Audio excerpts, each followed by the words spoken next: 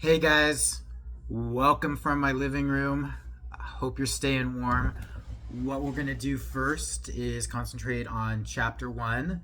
I will say about our textbook is it's an easy read. The chapters shouldn't take you a long time to get through them, but I want to expand upon some of the various points. So my goal is to do my best to give you the page number that you should review, to really focus on what you should write down as you're listening to me, and I'll have more details in an email that I'm going to send in a little bit. All right, so we're really going to start off with chapter 1 by defining the practice of public relations and just show how important it is in the 21st century, and talk about how really this is a 20th century industry. The industry itself is fairly new compared to a lot of functions and industries that have been out there forever. And we're going to talk about like what people like me do and what we shouldn't do and what kind of people are a fit to work in this profession. And really I've said this several times, but what I want you to get out of this is take a PR approach to yourselves and your career as you're starting out here in the world. All right. So that being said, I had this brilliant idea of printing out notes, but it was getting too complicated to try to use a camera facing the opposite direction. So I'm using the selfie camera. This is actually the first time I've used my phone camera to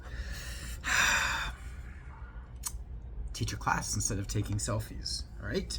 So really, I don't care what major you have. A knowledge of PR is great for all majors. So you really know how to present yourself and also really how to communicate effectively with your future comms or PR department. And like I've said again, and really the confidence I think is there already based on those who spoke yesterday. If you're confident with your writing, you'll be confident with your speaking, but really what's important is to be an independent thinker, all right?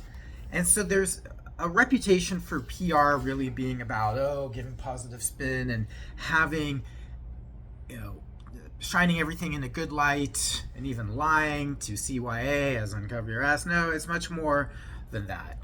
It's really about telling the truth and giving one's organization's broadcasting, explaining one organization's point of view. So where do we start? What is the practice of public relations? The book gives you several definitions. I really want you to just focus on one. And hopefully you have your book right now, which you can't see too well because my copy is trashed and you're looking at it backwards. Okay? But if you turn to your book on page 5, I really want you to read, reading page 5 is a good start, and I'm just going to read it to you slowly. So take notes. I need you to write this down because if you write it down, you're going to remember. Caitlin, put that pen in your hand and write this along with everybody else. Here we go. So according to PRSA, Public Relations Society of America, it's the trade association of people like me that work in this profession. At the top of page 5, Gracie, you need to write this down too. Right? Public relations is a strategic communications process that builds mutually beneficial relationships between organizations and their publics. I mentioned this last week, the academic term for a group of people who have an interest in an organization. Your textbook author refers to them as publics. I call them stakeholders. Most of us normal people that don't study the stuff but work it, we call them stakeholders. Don't confuse the term with shareholders. Shareholders, as in investors, can be a stakeholder group. Say you have a publicly owned company, which we talked about last week, but it's stakeholders. You need to understand stakeholders, right? Jose, write this down. Understand what a stakeholder group is. I think you know already, but pay attention, all right?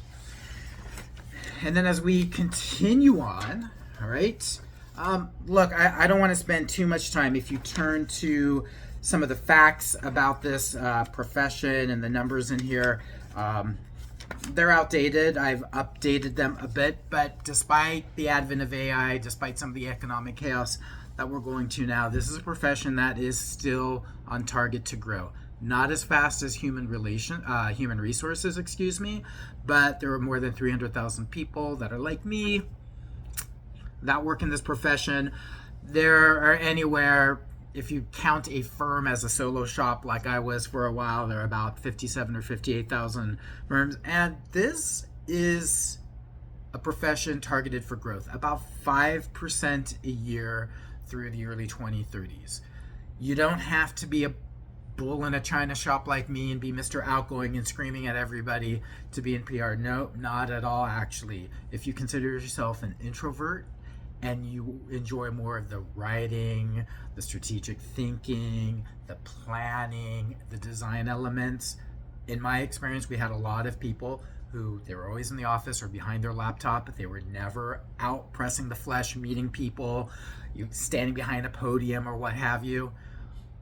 It's a great profession for introverts or extroverts, right? So understand that, okay? Moving on. Just gonna be throwing these papers as if I'm in the classroom behind me. So again, there are a lot of definitions. I really want you to, again, to focus on page 5, highlight that with your highlighter. Just copy it if you need to, write this down, because this will be on the midterm, it will be on the exam, okay?